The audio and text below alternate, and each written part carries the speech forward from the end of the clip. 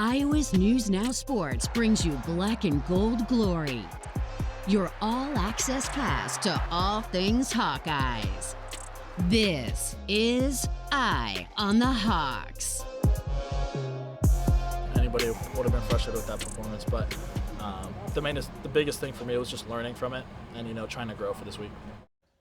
That's the man who's returning to Madison this Saturday, sneaking Deacon Hill with a 6 for 21 performance against Purdue. Today in the studio we have with us daily Iowan, jack of all trades, and former Iowa's News Now intern Michael Merrick with us on Eye on the Hawks. Michael, good to have you back in the studio today. It's always great to be here. Mike, before Deacon ever took a snap, what were your impressions of him? Did you have any inkling that this guy could help out the Iowa offense? When we looked at Kids Day and we looked at some of the stuff in spring ball, it was evident that Deacon liked to push the ball down the field. That was for sure. The accuracy concerns were definitely the thing to worry about, and I think we saw some of that on Saturday. You mentioned it. He did go 6 for 21.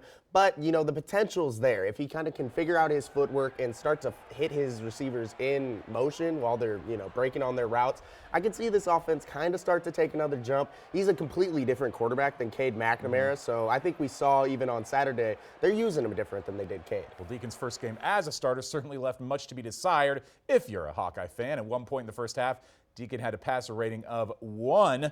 By the end of the game, he managed to raise it to 2. No, the question, there's a lot to be figured out by Saturday in Madison. He's a very prideful guy, and he wants to do well just like all of our guys do. And I think he's probably pressed a little bit. So I thought he made some good decisions, just didn't quite have the accuracy that he's capable of, and hopefully that'll work itself out as we move forward. I think the biggest thing this week is dialing in my footwork, dialing in, staying calm, being able to give our guys a chance. That's the biggest thing. We have some playmakers, and so if you give them a chance, they're going to go up and get it. Mike, do you have any hope, any idea that Deacon is going to get things figured out for this week? From the conversations we had at the press conference, do you believe that he's at least moving kind of in that right direction right now?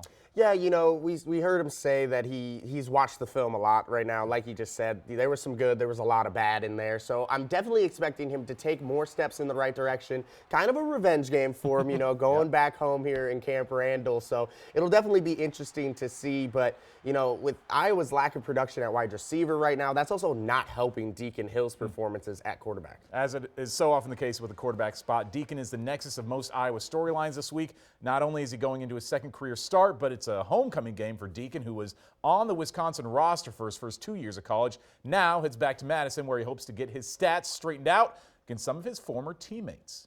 I love those guys to death. They're some great guys, and I got a lot of respect for them. I used to get nervous before every high school game, too. I think it's just, your normal nervousness before a game. So I think it'll be there, but I think I just need to do a better job, how I handle it. Michael, if possible, we can harken back to your high school days of basketball glory, the rivalries that you enjoyed over in the Quad Cities area. How much of a challenge is this going to be for Deacon going against a team that he played for just a year ago? Yeah, no, definitely. It's going to be in his mind. I mean, he mentioned it. He didn't want to make too big of a deal about it, but he also didn't want to make not enough of a deal about it. So this is something that is on Deacon's mind going into this game. And, even if we look at last week with Tyrone Tracy coming back to Iowa City, that was the talk of the game also going into that one. So it's on everyone in Wisconsin's mind. It's on Iowa City's mind. Deacon's going to want to go back in there and prove that he wanted more time at Wisconsin, so he's going to show him what he wants to do here with the Hawkeyes. Well, as Iowa's offense continues to struggle through the season, ranking at or near the bottom of the nation in nearly every category, the Hawkeyes set an historic mark on Saturday. In 307 games coached by Kirk Ferentz at Iowa, this was the first where a wide receiver has not registered a catch. First time that's happened to any Hawkeye team since the 1970s.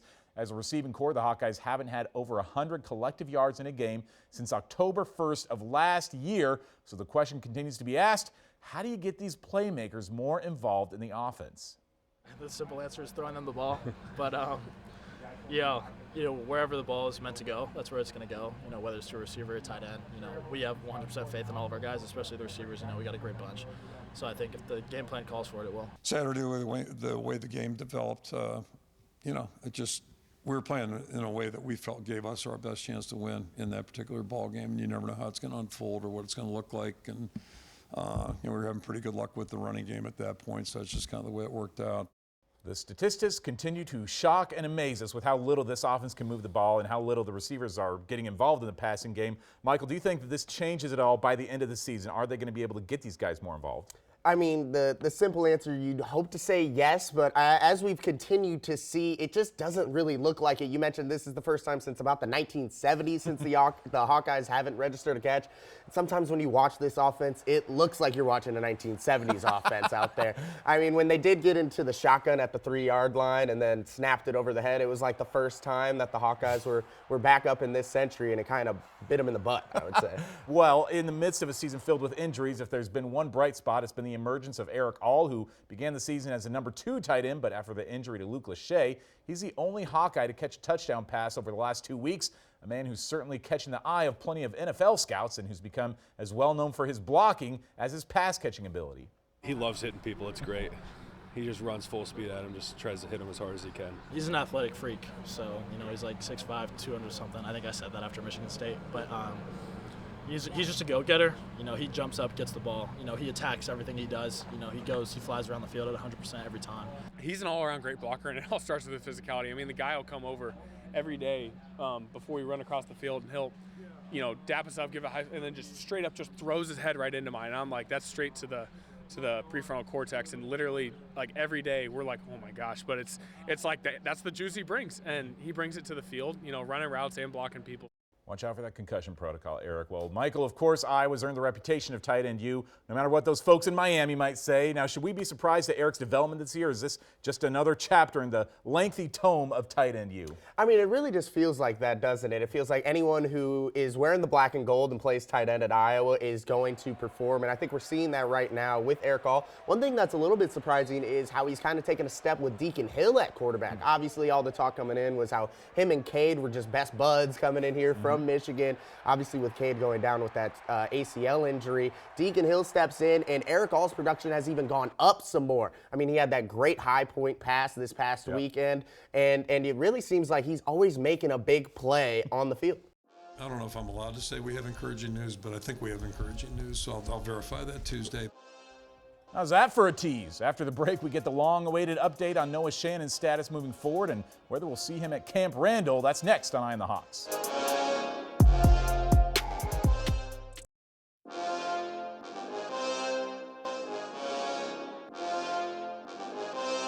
Noah Shannon's cleared to practice.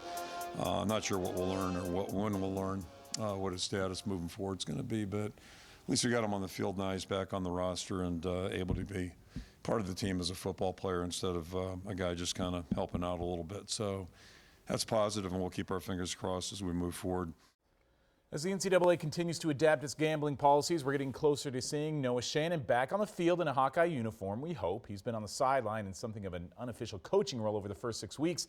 Daily Iowan DITV reporter Michael Merrick back with us on Eye on the Hawks. Mike, how much could Noah Shannon's presence change the shape of this Iowa defense? I think we've seen right now that the Hawkeye D-line, outside of the Purdue game, was really struggling to get pressure on the quarterback. Only 3 sacks going into that game, but obviously they had 6 sacks against the Boilermakers. So I think Noah Shannon just bringing another veteran mindset, another, big body to be in that middle. He's a defensive tackle. I think Logan Lee and Y.A. Black have done a good job, and Aaron Graves also in there. But having a guy like Noah Shannon, it just always helps a defensive line that needs more pressure, get more pressure. Well, with Iowa making their way to the north and east, we catch up with a Broadcast Park alum who's made the same journey in recent years. Mitch Fick chats it up with former sports director Zach Hanley, the godfather of Eye on the Hawks, to get the skinny on Scotty. What is this defense without Jim Leonard? Again, you got a Cornell College grad and Mike Tressel. He's got Matt Mitchell over from GVSU, his teammate and roommate in Mount Vernon. What is this new look defense presenting that's familiar, and what have you seen that's different? Yeah, the defense, not what we're used to, right? Different scheme. They're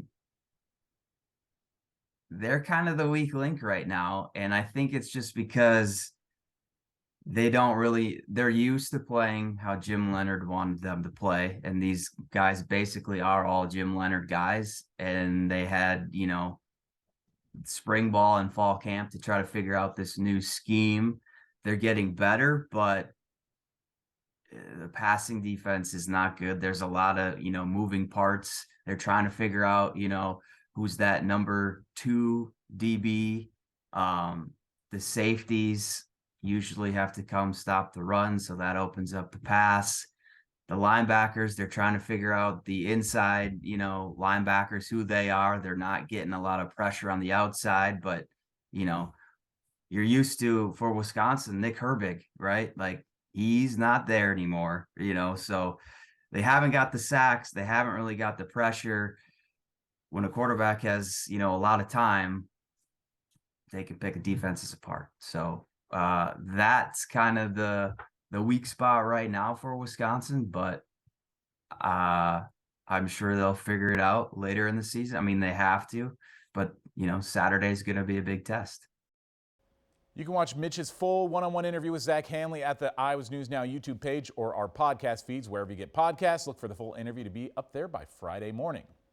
We know that our the Iowa versus Wisconsin game has usually been a physical one, so we're prepared for that. Trophy game number 2. Iowa's already got their greedy hands on the Cy-Hawk Trophy. Will they keep the bowl in Iowa City? We'll hear some thoughts from the players on what this Heartland Trophy means next on Eye on the Hawks.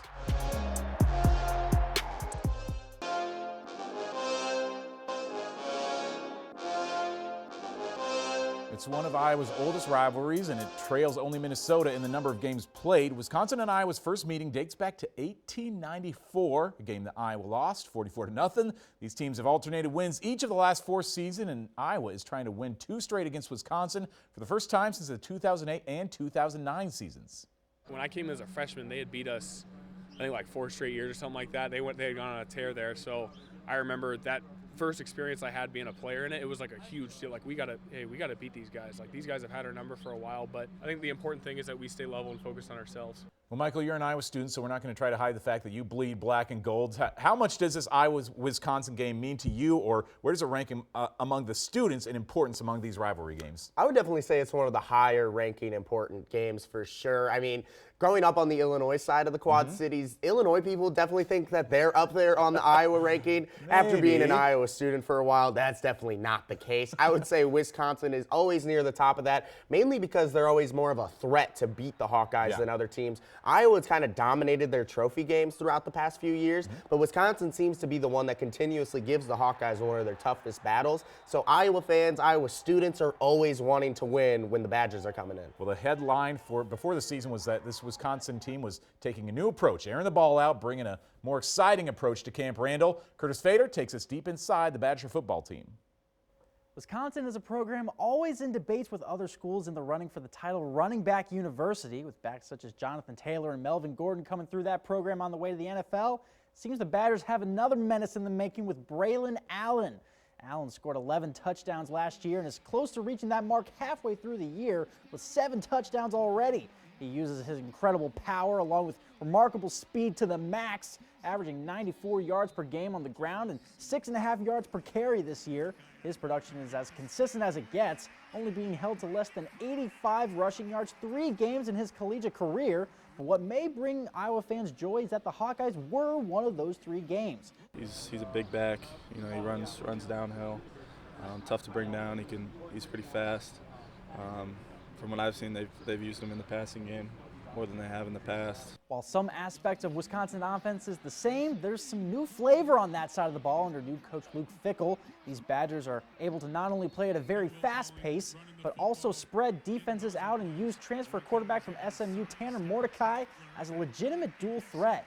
They have changed up the tempo. They're trying to get down as quickly as possible and get the next play off.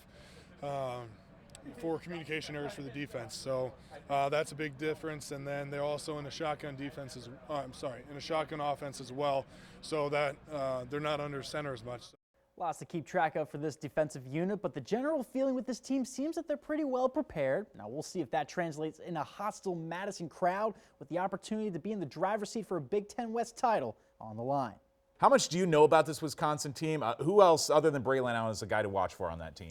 Yeah, we've kind of talked about transfer quarterback Tanner Mordecai, very mobile quarterback there.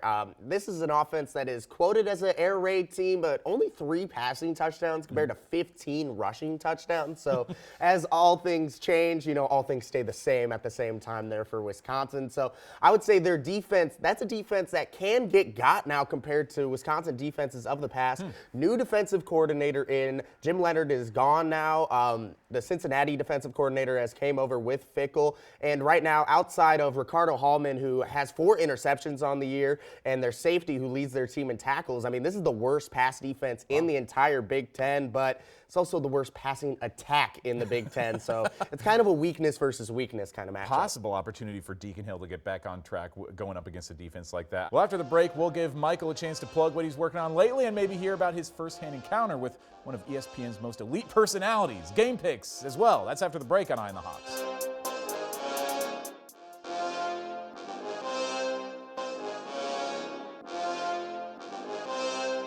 Welcome back to Eye on the Hawks. We've got Michael Merrick from the DITV with us. Michael, tell us about where the viewers out there might be able to catch you or where they can see you these days. Yeah, so you can go to thedailyiowan.com for the website, and then that always has our DITV stuff on there. Well, you can also go to YouTube for Daily Iowan. We have content. We have live shows 3 days a week, Monday, Wednesday, Friday, and we also have our own pregame weekly show called Before the Kickoff, and that airs on Friday mornings also. Excellent plug.